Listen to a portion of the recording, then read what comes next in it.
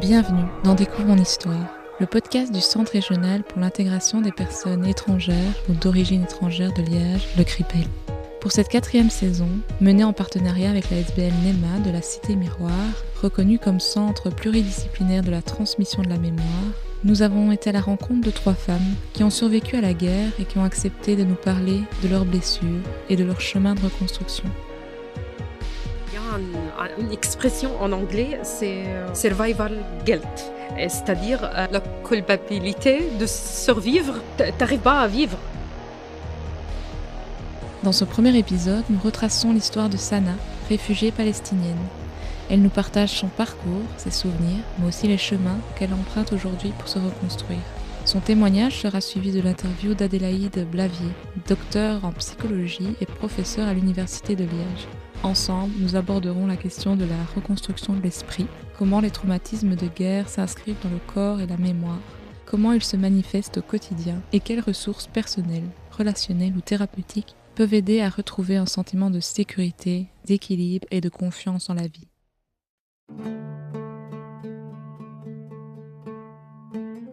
Je suis Sana, je suis née le 19 décembre 1989 à Naplouse, en Palestine.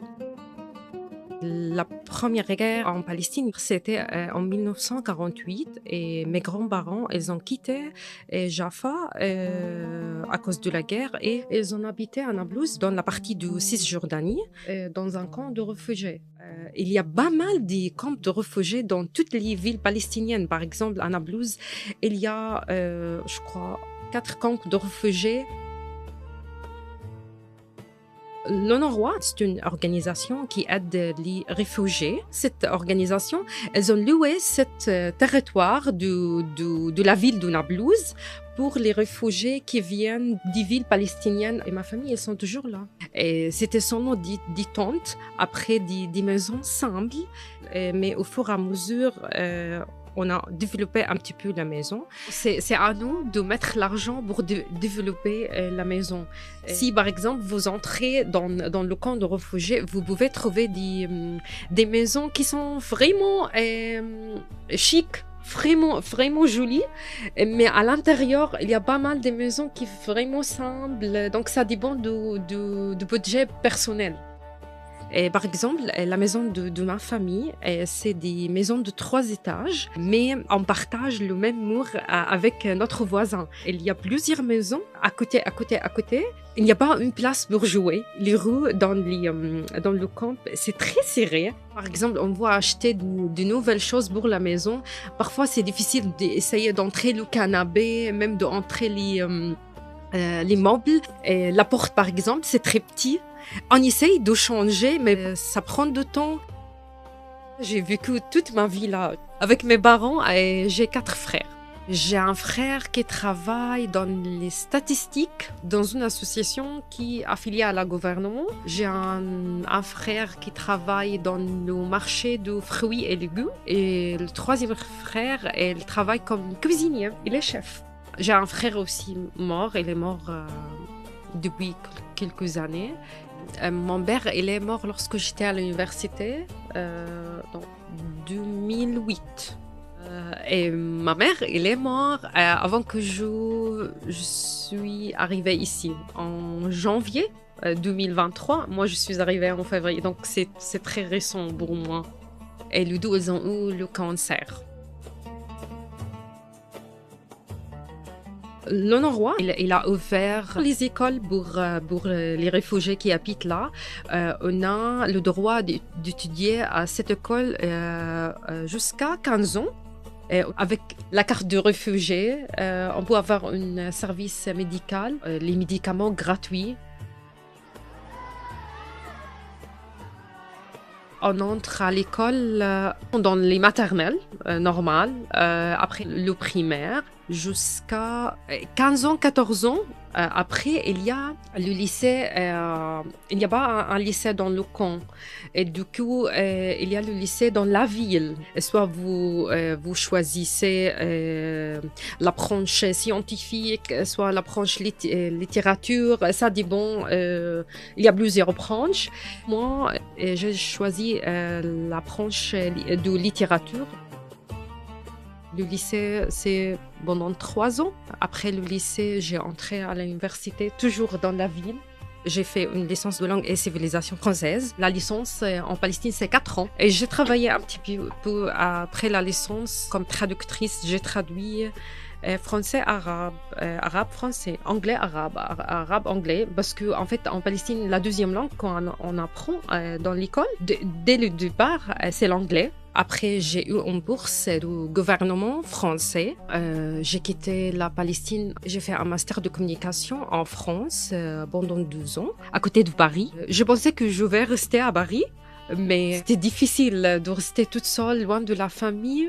Et je me souviens, l'idée ou la logique pour ma mère, on peut aller à l'étranger pour étudier, mais pas travailler. On rentre en Palestine parce que c'était bizarre pour la société palestinienne qu'une fille qui quitte son pays pour étudier, parce que chez nous, les Arabes en général, je peux dire, pas forcément la Palestine, on préfère que les filles restent dans leur pays. Moi, j'étais courageuse de quitter le pays. Déjà, moi, perso, j'avais peur de rester toute seule. Parce que je sais que être à l'étranger, les papiers, il faut attendre. Parce que pour trouver un stage pendant mon master, c'était difficile de trouver un stage. Déjà, j'étais voilée. Je dois faire de concessions pour avoir un stage. Donc, je changeais mon voile. J'ai fait un turban comme les Africains. Et comme ça, voilà, j'ai essayé de m'intégrer un petit peu à la société française. Mais c'était difficile. C'est pour cela que j'ai dit, allez, je finis les études, je rentre en Palestine. J'avais 26 ans. Je sais que ça sera difficile de trouver un boulot en Palestine avec tous les problèmes. Avant mon mariage, j'ai habité à Naplouse et mon travail, c'était à Ramallah. J'ai travaillé comme chargée de communication dans une association qui défend les prisonniers palestiniens qui sont dans les prisons d'occupation israélienne. J'ai écrit des articles, j'ai fait des affiches, etc. Je commence mon travail à 8 heures et pour rentrer, je rentre à 15 heures. Et c'est pendant 5 jours le travail. Le week-end en Palestine, c'est vendredi et samedi. Donc, le week-end tranquille, fatigué à cause du trajet de chaque jour. Normalement, le trajet pour arriver à Ramallah entre 45 minutes, 1 heure. Il y a plusieurs checkpoints, il y a plusieurs barrières militaires. Parfois, ça dure 1h30, parfois 2 heures. Ça dépend s'il y a de tensions, il y a de problèmes. En fait, c'est les soldats qui décident si on peut passer. Et parfois, on est obligé de changer la route. Et si, par exemple, il y a le barrière militaire Hawara, il y a le barrière militaire Za'atara et il y a le barrière militaire Beit Il. Ça, c'était les 3 barrières militaires. Du coup, moi, j'étais obligée de passer tout ça. Parfois, j'arrivais en retard à mon travail à cause de ça. Il y a les attaques de colons qui habitent dans les montagnes, à côté des villages palestiniens, dans les routes. Il attaque les voitures et il attaque les taxis. Une fois, j'étais en train de rentrer à la maison et un groupe de colons, ils ont attaqué la voiture où j'étais. J'étais avec d'autres filles, on était 7 filles avec le chauffeur. Tant mieux que le chauffeur, il était courageux et il a essayé, voilà, d'avancer, même si les colons avaient des bâtons pour frapper les voitures. Et c'était comme ça.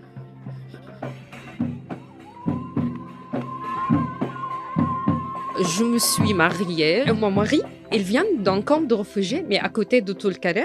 Et du coup, après mon mariage, j'ai décidé de vivre à Ramallah parce que c'était plus flexible pour moi de faire le trajet chaque jour.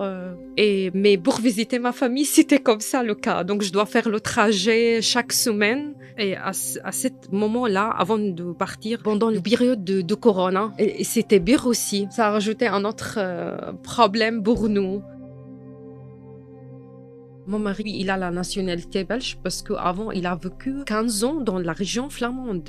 Il a travaillé pendant 10 années là-bas et il a décidé de revenir en Palestine en espérant d'essayer de vivre de façon normale. C'était difficile pour lui. Après Corona, la situation économique, c'était dur en Palestine. Et si par exemple on essaye de travailler, même d'ouvrir un projet, ils ferment tout à cause du virus. Donc on a essayé de vivre, on a essayé. Et la décision, c'était une décision à partager parce que il y a ma situation et la situation de mon mari. Il y a l'enfant qui est arrivé, mais lorsqu'il a décidé de nous amener pour la deuxième départ, mon mari, il a décidé de venir ici, dans la région Wallonne. Elle pense que ici, peut-être, Ali, il peut avoir une opportunité. Il est arrivé ici avant nous, en août 2022, et nous, on est arrivés en février 2023. Le voyage, ça c'est une histoire. Déjà, la Palestine, il n'y a pas un aéroport. Il y a un aéroport israélien à côté de la mer Méditerranée, mais c'est seulement pour les Israéliens et pour les Palestiniens qui ont des papiers israéliens. Il y a encore des Palestiniens qui vivent dans les territoires israéliens. Ils n'ont pas quitté leur territoire et du coup, ils ont des papiers israéliens. Mais il y a pas mal de problèmes et de tensions entre les deux. Il y a du racisme. Pour nous, les Palestiniens qui ont du papier palestinien, on doit voyager vers la Jordanie pour prendre l'avion de l'aéroport jordanien. Du coup, peut-être tu as besoin une journée pour faire le voyage jusqu'à l'aéroport. Tu as plusieurs frontières, plusieurs checkpoints, plusieurs barrières militaires. On prend un taxi de notre maison jusqu'à Jéricho. Jéricho, c'est une ville palestinienne. Là, il y a des barrières palestiniennes pour faire les papiers, etc. Nanani, nanana, et on paye des taxes entre 17 et 20 euros. Comme ça, on passe les barrières palestiniennes. Après, t'as les barrières israéliennes. On paye rien. Et si, par exemple, les soldats, il a pensé qu'il y a quelque chose dans notre valise, tu peux attendre, je ne sais pas, 2 heures, 3 heures. Ça dépend. C'est à lui de décider, comme j'ai déjà dit. Parfois, il n'y a rien. C'est juste pour provoquer. Après, il y a les barrières jordaniennes. On paye un autre taxe, 21 euros. Après, on prend un autre taxi pour aller à l'aéroport en Jordanie. Avec un enfant. Et déjà, lui, il a un passeport belge. Moi, j'ai un passeport palestinien. Du coup, je dois faire la queue pour lui et un autre queue pour moi. Et ça, c'était compliqué pour moi. Avec les bagages, aïe, aïe, aïe. Normalement, c'est l'avion pour aller en Europe, c'est le matin, c'est-à-dire à 2 heures du matin, à 3 heures du matin. Nous, on fait le voyage le jour avant parce qu'on ne sait jamais s'il y a des problèmes en traversant les checkpoints et les barrières militaires. Comme j'ai dit, on est arrivé en février. La première chose qui est choquante pour moi, c'était le froid. La Jordanie, c'était pas comme ça. La Palestine, c'était pas comme ça. Oui, il faisait froid, mais pas comme ici. Mois 5, mois 4. Donc, c'était difficile pour moi, même pour les petits. Pour être honnête, lorsque je suis arrivée en Belgique, ici, à Liège, à la région Wallonne, j'ai fait la comparaison entre la Belgique et la France, parce que j'ai vécu dans les deux pays. Ici, ils étaient gentils avec moi, accueillants, et peut-être il y a quelque chose qui m'a aidé que je parle la langue. Et du coup, j'avais pas de problème de m'exprimer. Tout va bien. C'était bien passé.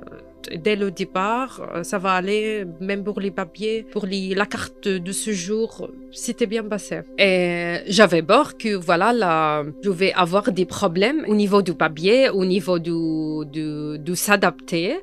Et parce que, en fait, en France, c'était difficile pour moi. Et même, j'avais le titre de séjour pour une étudiante, mais il y avait pas mal de défis et des challenges pour faire le parcours des papiers. Mais ici, c'était plus facile, c'était plus flexible pour moi.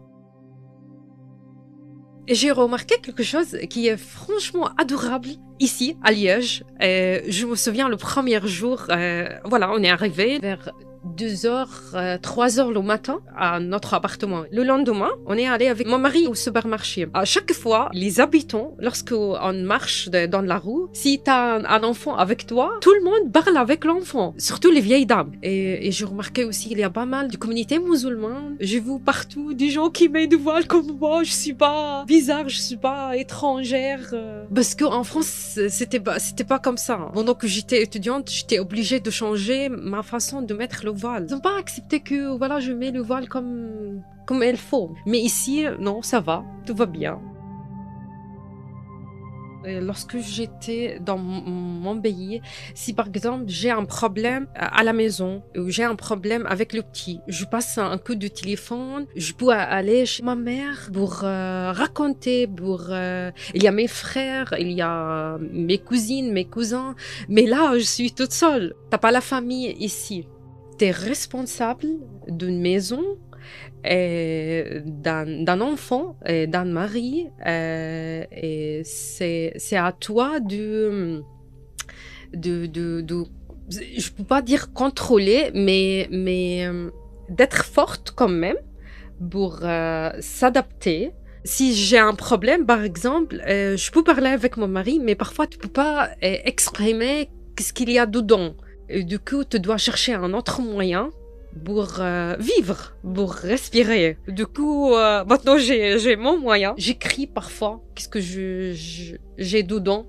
Et il y a pas mal des espaces verts ici qui te permettent de sortir. Du coup, je marche. J'essaye de marcher 4 jours à semaine, 5 jours à semaine. Même par exemple pour mon enfant, parce que dans mon pays, en Palestine, les enfants elles jouent dans la rue. Il y a des espaces, mais tu dois payer. Peut-être, ça dépend du niveau. Tu peux trouver des parcs qui est cher, des parcs qui sont pas chers. Mais là, c'est des trucs gratuits, on peut aller visiter. Moi, maintenant, pendant les vacances d'été, parce qu'on peut pas rentrer en Palestine, à chaque fois, j'ai dit ça au prof de mon fils, on a découvert tous les parcs à Liège. Et avec un garçon, c'est difficile. Il faut toujours bouger.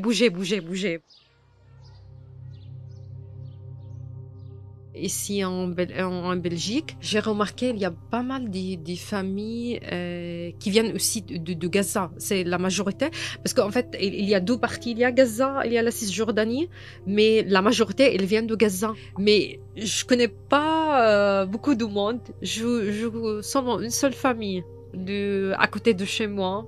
C'est pas facile d'avoir des relations. Parfois, il faut faire des concessions pour avoir des relations avec les autres. Par exemple, j'essaye d'avoir une relation, d'être proche avec quelqu'un pour moi, connaître les autres.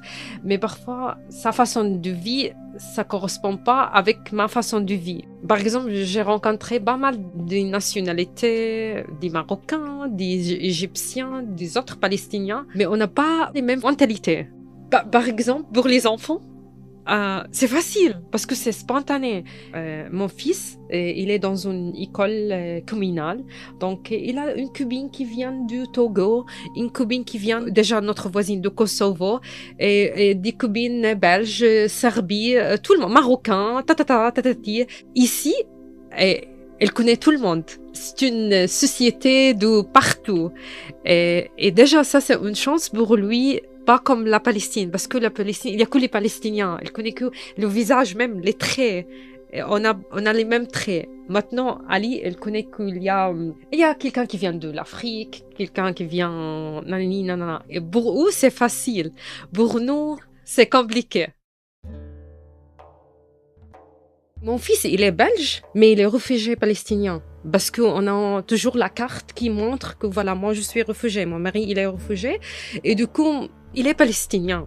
Donc on peut pas dire que voilà, oui il est belge lui, mais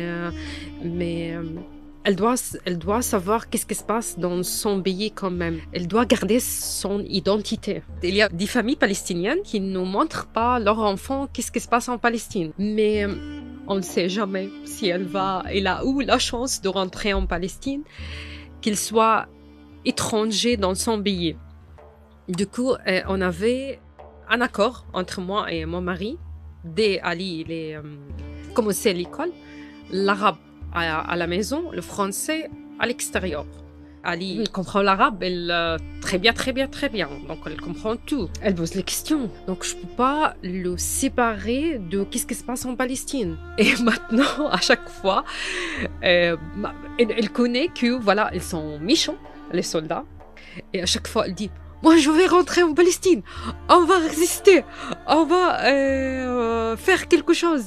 C'est pas juste qu'est-ce qui se passe en Palestine. Elle comprend. Et je suis fière qu'elle comprend qu'est-ce qui se passe en Palestine. Et il y avait pas mal des manifestations pour la Palestine. Et on a participé 2 fois. Notre maison, c'est une petite société palestinienne. Franchement, on garde toujours les mêmes traditions. Je cuisine à la façon palestinienne. Je garde toujours les mêmes recettes. Je cuisine pas comme j'aime bien. Il y a pas mal des plats belges, les moules, les frites. Voilà, tout le monde adore les frites, mais on garde toujours les recettes palestiniennes. On essaye pendant le Ramadan toujours l'atmosphère du Ramadan. Il y a même les costumes. Par exemple, il y a le koufiya, c'est comme un écharpe. Mon mari, il a toujours le koufiya de son père. Mon grand frère, qui travaille, comme j'ai dit, dans une association qui est affiliée au gouvernement palestinien, en fait, elle travaille pas à Naplouse, dans notre ville.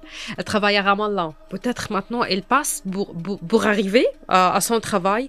Elle passe 4 heures le matin. On peut dire pour rentrer, pareil, 4 heures. Il y a plusieurs barrières, comme j'ai dit. La première barrière militaire pour entrer à Ramallah, il y a plus une barrière. Il faut changer la route. Vous entrez dans 10 villages, d'autres villages, autres villages, dans des routes, dans les montagnes. Tu sais jamais s'il y a des colons qui attaquent les taxis.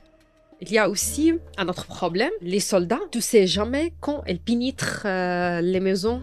Il y a 3 semaines, on peut dire à moins, elles ont pénétré le bâtiment où mon 3e frère habite. Il habite dans la rue à côté de camp. Elles ont amené toutes les familles qui habitent dans le bâtiment dans un seul appartement avec les enfants. Et ça, c'est nouveau. Qu'est-ce qu'ils font, les soldats? Ils demandent les papiers, la carte d'identité pour chacun. Et s'il y a l'argent dans la carte d'identité, et le soldat, il prend l'argent. On ne sait jamais quand il entre dans les maisons. Et il y a un autre problème. Et dans un autre camp de réfugiés, la sœur de mon mari, elles ont détruit sa maison. Voilà, elle punit tout le monde. J'aimerais bien de visiter ma famille et d'y aller en Palestine. Mais je ne sais pas ce sera quand, franchement. Je ne sais pas ce sera quand. À chaque fois, je dis à ma famille, à mon grand frère, allez, Inch'Allah, pendant les vacances d'été, on va essayer d'y aller. À chaque fois, il y a un problème. Donc, j'espère, un jour, je vais rentrer. Même si qu'il y a toujours des problèmes, je dis, oui, peut-être, Inch'Allah, un jour, je garde l'espoir. Ça change la vie, ça change vite fait.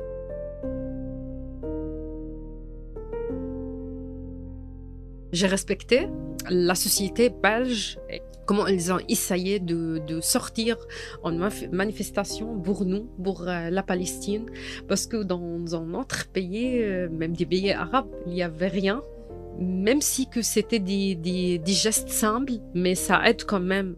Et grâce aux manifestations mondiales, je peux dire mondiales parce qu'il y avait aussi des manifestations en Espagne, en Allemagne, je crois, mais en Belgique, c'était franchement pas mal des manifestations.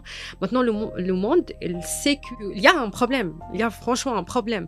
Maintenant, il sait c'est qui la victime, c'est qui le coupable. Il a mis l'accent sur la Palestine. Là, il existe. Il y a des problèmes. Il y a des enfants qui meurent. Il y a des femmes qui meurent. Il y a souffrance totale.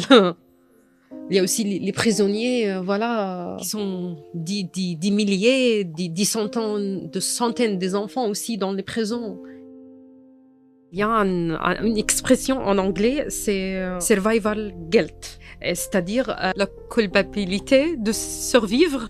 T'arrives pas à vivre. Si par exemple tu veux préparer le déjeuner, préparer le dîner, Si tu veux essayer d'aller au parc avec ton enfant et tu commences à réfléchir, à penser à ta famille. Ah, maintenant, mes frères, qu'est-ce qu'ils font? Et elles peuvent aller, elles peuvent sortir, les enfants. Même acheter des jouets pour aller directement, je pense à ma famille, à mes nièces, à mes neveux. C'est pas facile. J'ai un rêve, mais je ne sais pas, peut-être bientôt je vais essayer de le faire. Voilà, je vais essayer de faire l'équivalent pour mon certificat en communication. Et j'aimerais bien suivre une formation de couture.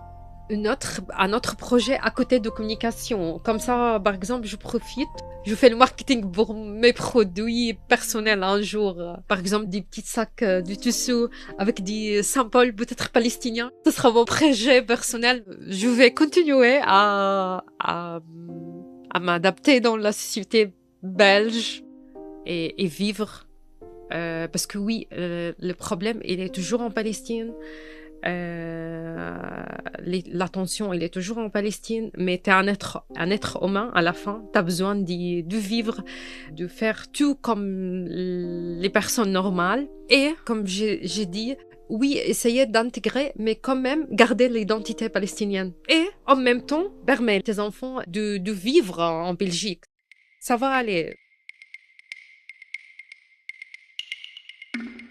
Bonjour Adélaïde Blavier, merci d'avoir accepté notre invitation pour parler du sujet des blessures de guerre et de la reconstruction psychologique. Vous êtes docteur en psychologie et professeur à l'Université de Liège. Vous dirigez le Centre d'expertise en psychotraumatisme et psychologie. Vous avez également travaillé en collaboration avec le docteur Denis Mukwege sur le processus de reconstruction des femmes survivantes de violences sexuelles.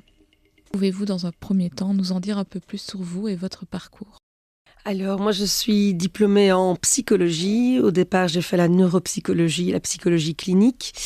Et j'ai été engagée par Véronique de Keyser à l'époque pour faire une thèse de doctorat sur l'erreur humaine dans le monde médical. Donc là, je me suis un peu plus orientée vers la psychologie du travail, où j'ai rencontré aussi beaucoup de personnes qui avaient eu des accidents du travail ou de la souffrance au travail. En parallèle, je faisais un certificat pour l'expertise judiciaire. Et donc, ces deux voies m'ont amené vers vraiment le psychotraumatisme, donc les victimes de manière générale, mais aussi les victimes au niveau du travail. Et donc, c'est ainsi que j'ai obtenu la chaire de psychotraumatisme et psychologie légale, où j'ai un peu les deux volets. Le psychotrauma pour la prise en charge des victimes et la psychologie légale pour l'évaluation des victimes, en grande partie pour les tribunaux, par exemple, pour l'évaluation des dommages. Dans le témoignage de Sana, que l'on vient d'entendre, celle-ci nous explique avoir grandi dans un camp de réfugiés et y avoir vécu une grande partie de sa vie. Le fait de grandir dans ce type d'environnement a-t-il un impact particulier sur la résilience ou sur la vulnérabilité psychologique ? Alors c'est vrai que de vivre dans un camp de réfugiés, c'est quand même assez particulier par rapport au traumatisme qu'on peut développer. Principalement, c'est vraiment la sécurité qui va en fait être déterminante pour le développement ou pas d'un traumatisme chez les personnes qui habitent ce type de camp. Peut-être le fait d'être entouré de ses proches, d'avoir quand même une vie de famille. Comme elle indique, il y a presque une vie de village qui va se créer petit à petit. Donc le lien social va protéger du trauma et d'avoir un quotidien où on va à l'école, où on fait les repas, on mange en famille, on croise des voisins qui sont toujours les mêmes. Donc si l'environnement, par exemple, n'est pas trop attaqué et reste stable aussi, il y a des processus d'attachement qui vont quand même se faire avec les proches et cet attachement va être très sécurisant et va protéger un peu du traumatisme. Donc le camp en lui-même, même dans des conditions extrêmement précaires, on peut être protégé par l'attachement qu'on va créer avec les gens autour de soi. Oui, la situation des personnes en Palestine est très spécifique. Y a-t-il des éléments particuliers à prendre en compte dans la prise en charge psychologique de ce public ? Alors la prise en charge du public palestinien est très particulière. Ça dépend déjà s'ils sont pris en charge là-bas, en Palestine, ou s'ils sont pris en charge quand ils sont en dehors, si jamais ils sont réfugiés, ou si jamais ils ont pu quitter comme ici pour leurs études, par exemple. Donc c'est vrai que ça va être chaque fois adapté au milieu dans lequel on se trouve. Ça dépend évidemment aussi de l'âge de la personne et de ce qu'elle a vécu. Si elle a vécu une attaque, ou si un proche a vécu une attaque, ou s'ils ont perdu un proche. Et donc c'est vrai que les prises en charge vont aussi être culturellement orientées. On a des techniques de prise en charge psychologique qui vont mieux fonctionner en Asie, en Afrique, en Europe. Il y a quand même un contexte culturel aussi dont il faut tenir compte. Donc c'est beaucoup d'éléments. Et même pour la prise en charge psychologique, on sait qu'elle va être efficace dès lors que l'endroit est sécurisé. Donc faire une prise en charge psychologique dans un endroit qui reste insécure, c'est très compliqué. Je veux dire, c'est comme sécher quelqu'un sous la pluie, il continuera à rester mouillé si on ne le met pas à l'abri. Il vous arrive régulièrement que ce type de profil vienne en consultation ? On a un service de consultation en psychotraumatisme à l'université et dans ce cadre-là, on reçoit en effet des réfugiés qui sont souvent en présence d'un interprète ou alors on effectue aussi les consultations en anglais et donc on reçoit en effet des réfugiés qui sont en général en centre. Ils demandent un suivi psychologique et donc ils sont amenés pour le suivi psychologique. On les voit un certain nombre de fois, ça dépend, une fois toutes les 2 semaines par exemple. Dans son récit, Sana évoque aussi la notion de culpabilité du survivant. Pouvez-vous nous expliquer ce concept, comment il se manifeste chez les personnes ayant vécu la guerre ou l'exil et quels sont les impacts sur leur quotidien, leur processus de reconstruction psychologique ? Alors la culpabilité du survivant et la culpabilité de manière générale, c'est vraiment un phénomène très complexe qu'on ne comprend pas toujours bien.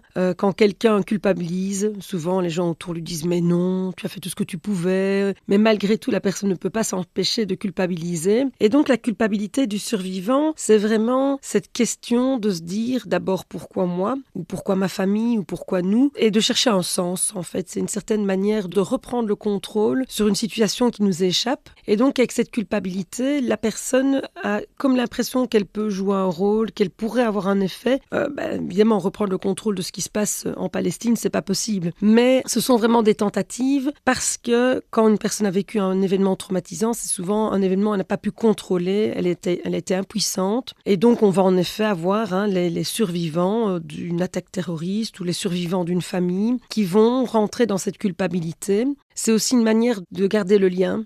S'il y a des personnes qui sont décédées, c'est de garder le lien avec les personnes décédées. Ou ici, dans ce cas-ci, c'est de garder le lien avec la famille qui est toujours là-bas.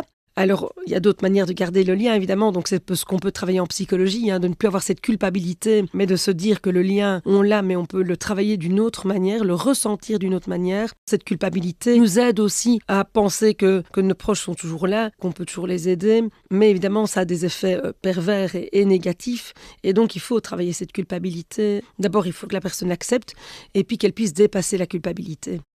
Et comment justement dépasser ce sentiment de culpabilité ?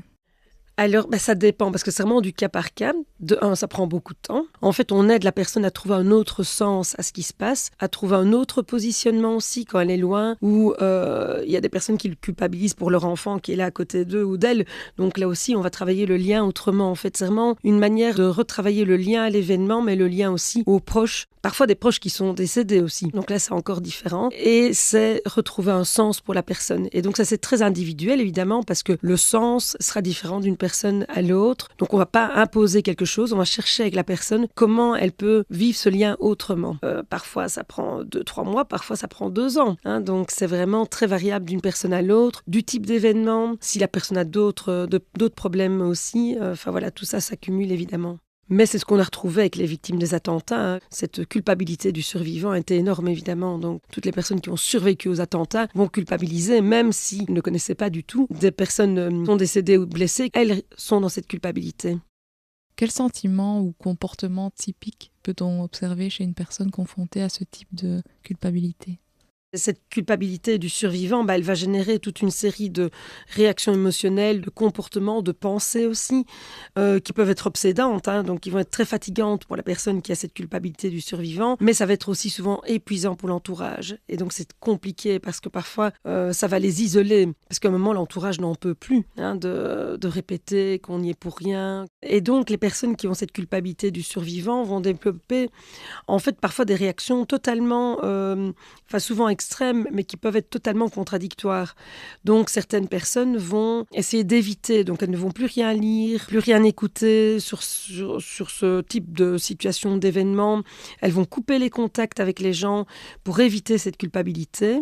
Une autre manière, c'est vraiment des angoisses, de l'anxiété, des attaques de panique même, donc vraiment avec des réactions très très fortes. D'autres, pour se protéger, vont parfois aller plus vers l'indifférence, Ça peut rejoindre l'évitement aussi. Voilà, alors il y a évidemment des choses positives, comme l'empathie, le fait de s'engager comme bénévole. En général, c'est quand ça va mieux et que c'est fait de manière plus constructive pour la personne. Sinon, on est vraiment beaucoup plus dans le fait de se remettre constamment en question, de repenser chaque fois est-ce qu'on aurait pu faire autre chose ou qu'est-ce qu'on pourrait faire. Et donc vraiment d'être chaque fois devant ce mur d'impuissance qui alimente cette culpabilité.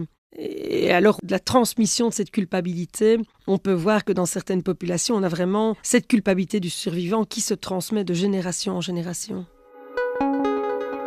Et comment peut réagir l'entourage de la personne par rapport à cette situation? Comment soutenir malgré la fatigue que ça peut engendrer? En fait, la personne qui culpabilise, surtout, elle refait sans cesse les scénarios pour se dire « et si j'avais changé ça ?» Premièrement, c'est le proche écoute sans arrêt, à un moment, en effet, il va plus en pouvoir. C'est si jamais ça fatigue vraiment et que l'entourage sent qu'il est à bout par rapport à ça, c'est en effet de proposer qu'il y ait un suivi quelque part pour vraiment pouvoir parler de ça, travailler ça. Et en fait, ça permet évidemment à la personne de dire, voilà, quand vous êtes dans l'espace thérapeutique, c'est l'espace où tout peut sortir, tout peut être dit, toutes les questions, tout ce qui rumine, pour évidemment soulager en fait l'entourage. Oui, et faire le pas d'aller voir une psychologue reste difficile pour certaines personnes. Déjà, c'est une démarche difficile pour beaucoup de personnes et on voit que beaucoup attendent, souvent trop tard, pour aller voir quelqu'un.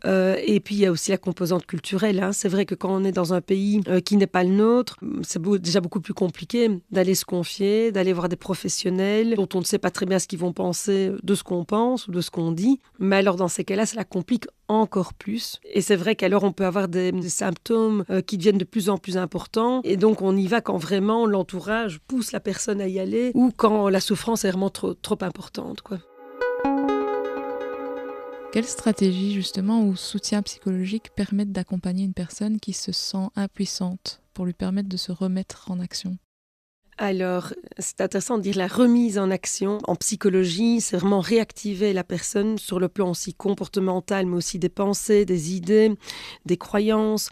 Mais vraiment au niveau de l'action, c'est vraiment un effet extrêmement bénéfique, protecteur au départ, mais aussi qui peut être thérapeutique quand des troubles se sont développés. Et en effet, que la personne puisse se remettre en action, en faisant des choses qui lui font du bien, qui font parfois du bien aux autres, c'est vraiment très protecteur ou très thérapeutique. Alors, on parlait par exemple d'actions de bénévolat ou de bonnes actions. Par exemple, ici, quand on voit le cas de Sana, le fait d'écrire, c'est une action. Ça va aider à métaboliser, ça va aider à bien digérer l'événement parce qu'en fait, le trauma, c'est ça, c'est une indigestion du psychisme humain, c'est-à-dire c'est trop, c'est insupportable. Et donc, c'est vraiment ce mécanisme de métaboliser. Et là, l'écriture peut aider. Donc, c'est une action aussi. Certains vont faire du théâtre, de la danse, cuisiner, ça peut être des tas de choses. Jardiner ou alors faire des actions plutôt de type humanitaire.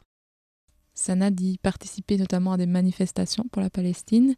Est-ce qu'au-delà de soutenir le mouvement de lutte, il n'y a pas d'autres choses qui se jouent d'un point de vue de la reconstruction?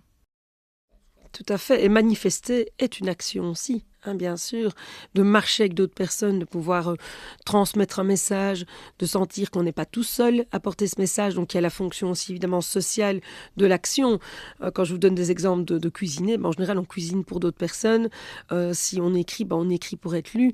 Et si on manifeste aussi avec d'autres personnes. Donc, il y a quand même tout ce contexte social autour qui va jouer un rôle. Si jamais le message social est bien porté dans le sens que la personne attend, c'est déjà un premier pas pour pouvoir avancer dans le trauma. En tant que citoyen belge qui participe à ce type d'événement, on ne mesure pas forcément l'importance que cela peut avoir aussi sur les autres. Tout à fait. Quand on a des personnes qui sont réfugiées, c'est l'accueil qu'elles vont recevoir qui permet en fait de diminuer le trauma. Et malheureusement, c'est clair que quand on est accueilli avec la police ou qu'on est accueilli en prison, ça ne va pas aider. Et donc, au niveau du traumatisme, on sait que les victimes sont très sensibles à cet accueil. Plusieurs études montrent qu'il y a vraiment un lien entre la manière dont une victime est accueillie après un événement traumatique et le risque que le trauma soit important ou pas. L'événement traumatique, c'est vraiment un événement qui a mis en danger la personne, qui l'a presque menacée de mort. En général, une personne qui a vécu un traumatisme, que ce soit un incendie, un accident de voiture ou autre, mais ici c'est la même chose. Et ce qui est important, c'est d'humaniser après ça. Et donc plus on va être dans le fait de ramener la personne dans le monde des êtres humains, plus on la protège du trauma. parfois l'attitude vraiment d'une seule personne peut avoir un impact important sur la santé mentale d'une autre personne. Oui, et alors c'est vrai que quand on entend les parcours, c'est la rencontre parfois avec une personne qui change tout, qui va vraiment amener cette humanité.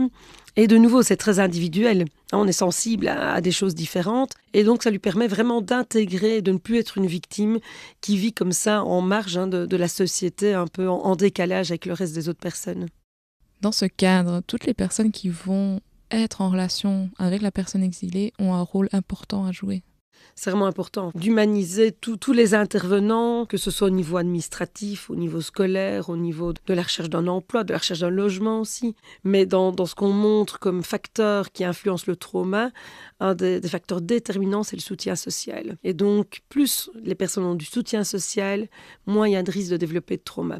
Et alors, un autre des points qui est intéressant aussi avec Sana, c'est le niveau d'éducation, le niveau socio-économique. Et donc, on voit en effet que les niveaux d'éducation plus élevés développent moins de trauma parce qu'ils ont parfois une autre manière de métaboliser, de comprendre ce qui s'est passé. Et ici, le fait, par exemple, qu'elle ait fait des études de lettres peut amener aussi une certaine manière de mettre en sens sur ce qu'elle a vécu. Sana nous dit également qu'elle souhaite informer son fils de 5 ans de la situation dans son pays. Quels conseils pourriez-vous donner aux parents sur la manière d'aborder ces questions avec des jeunes enfants ? Alors la transmission, c'est très compliqué. Ce qui est important en tout cas, c'est de ne pas commencer à créer des espèces de secrets. Et donc la communication aux enfants qui comprennent aussi d'où ils viennent, pourquoi ils sont ici, c'est très important. Alors évidemment, il faut adapter ce qu'on va dire à l'âge de l'enfant. Alors vous avez parfois des personnes qui vont dire « j'attends que l'enfant ait 10, 12, 15 ans ». Qu'est-ce qu'on fait pendant 10 ans ? C'est un peu compliqué. Si on ment à l'enfant, on ne va pas lui dire à 10 ans « je t'ai menti pendant 10 ans ». Mais donc le plus important, c'est de répondre aux questions de l'enfant. Donc de ne pas dire des choses que l'enfant n'a pas envie d'entendre ou qui ne serait pas prêt à entendre, mais dès qu'un enfant pose une question, c'est de lui répondre. Et de lui répondre la vérité, sans dramatiser, sans aller dans quelque chose de trop dur. Ici, par exemple, Sana a toujours sa famille en Palestine, l'enfant doit pouvoir le savoir. Vraiment de l'inviter, de lui dire, si tu as des questions, tu peux demander, on est là, on peut te répondre. Et de faire attention aussi parce que si on n'y répond pas ou si l'enfant n'ose pas poser des questions, il risque de les poser ailleurs. Alors avant, on se renseignait peut-être près des amis et des instituteurs. Maintenant, avec Internet, on risque peut-être de trouver autre chose. Donc, il vaut mieux que ce soit les parents qui expliquent leur histoire. Existe-t-il un risque de transmission de son trauma à son enfant ? Pour la transmission intergénérationnelle, ça dépend vraiment de comment est le parent, de comment il se sent par rapport à ce qu'il a vécu. Donc c'est en effet de se dire, le vécu qu'on a eu fait qu'on a peut-être certaines fragilités, et donc d'y être attentif. On a vraiment des transmissions qui vont ou pas s'exprimer, mais quand on est un parent qui a vécu des événements difficiles, il faut en être conscient et se dire, voilà, est-ce qu'il n'y a pas des moments où en effet je dois consulter pour être sûr de ne pas rentrer dans quelque chose que je transmettrai à mon enfant, que ce soit de l'angoisse, de l'anxiété. Donc, et ça, tous les parents peuvent se retrouver dans ces situations-là. Et ici, c'est de se dire, tiens, qu'est-ce qu'on raconte à son enfant de ce qu'on a vécu ? Et surtout, vu que là, il y a encore la famille qui est toujours en Palestine, quand, imaginons, l'enfant est en contact avec la famille, mais qu'est-ce qui est transmis comme message ? Est-ce que c'est plutôt prendre des nouvelles et quelque chose de positif ? Ou est-ce que les appels sont plutôt inquiétants, alarmistes ? Et qu'est-ce que l'enfant entend ? Il faut quand même le protéger par la manière de dire les choses. Peut-être pas toujours le contenu, comme je disais, il ne faut pas mentir à l'enfant, mais comment est-ce qu'on l'explique ? Dans son parcours, Sana parle de préserver sa culture pour son enfant tout en s'intégrant en Belgique.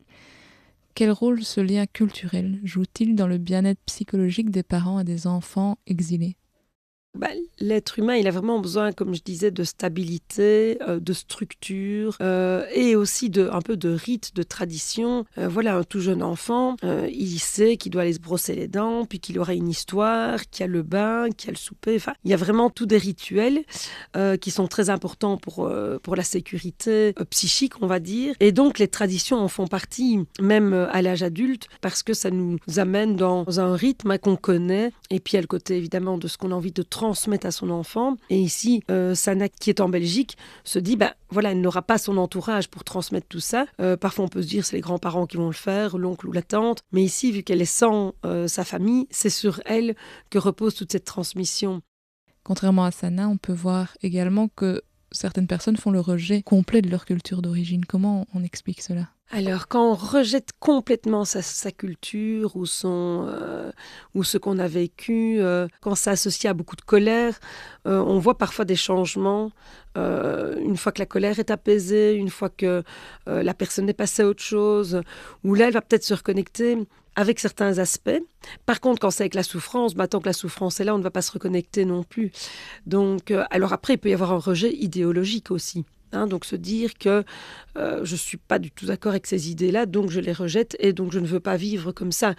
Alors là, c'est un autre tournant parce que c'est vraiment au niveau de ces croyances, de ces idées qu'on évolue et qu'on dit, voilà, moi je ne veux plus, je n'adhère plus à cette manière de faire ou cette manière de penser ou à ce type de tradition. Donc il faut voir ce qui est derrière et en fonction de ce qui est derrière, ça évoluera dans un sens ou dans un autre. On voit que parfois, ce qui peut faire bouger un peu, c'est quand les personnes ont des enfants, où elles se disent, tiens, je vais quand même leur transmettre quelque chose. Ou alors, quand un de leurs proches est très malade ou meurt, là aussi, ça peut ramener un rapprochement avec tout ce qu'on avait rejeté à un moment, ou se raccorder juste à une petite partie.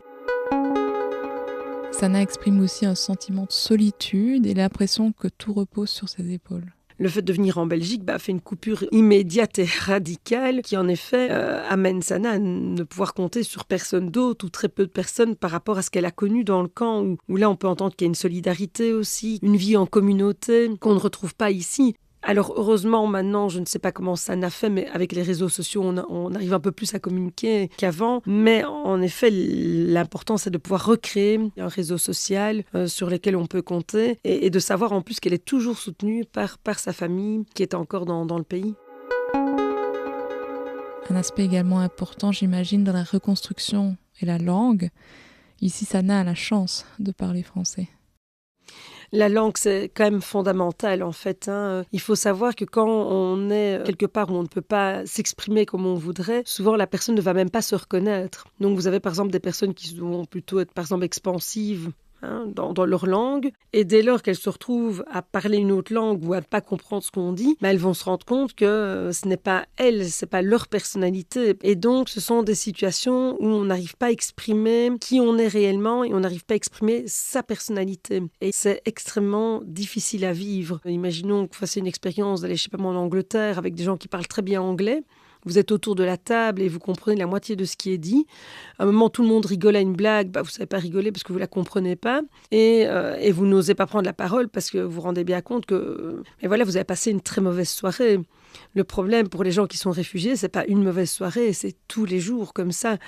Et donc, pour pouvoir vivre qui on est, et qu'on ne sait pas s'exprimer, qu'on ne sait pas partager avec les autres, c'est vraiment quelque chose qui va rajouter par exemple au trauma ou à des problèmes psychologiques. Et donc ici, en effet, le fait qu'elle parle français est vraiment un atout. Et puis on voit l'écriture qui peut aider aussi, donc le fait de pouvoir lire aussi. Et donc là, ce sont vraiment des points importants qui peuvent l'aider et qui, au contraire, des personnes qui ne parlent pas la langue vont être vraiment, sur le plan psychologique, c'est aussi très destructeur parce que votre personnalité ne s'exprime pas comme elle s'exprimerait si vous étiez dans votre langue. Et donc c'est comme si on vous obligeait à ne pas être vous.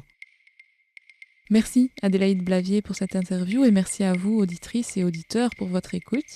Nous espérons que ce premier épisode de cette 4e saison vous a plu. Nous nous retrouvons dans 2 semaines pour le 2e épisode où nous aborderons la reconstruction du lien social avec le témoignage de Tatiana, réfugiée ukrainienne, et Elsa Mescoli du CEDEM. Nous y explorons comment il est possible de retrouver sa place dans la société, de recréer des relations, de s'intégrer dans une communauté et de renouer avec un sentiment d'appartenance. Nous vous invitons à nous dire en commentaire ce que vous avez pensé de cet épisode et de suivre notre actualité sur notre site internet cripel.be ou sur nos différents réseaux sociaux. Si ce podcast vous a plu, n'hésitez pas à le partager autour de vous.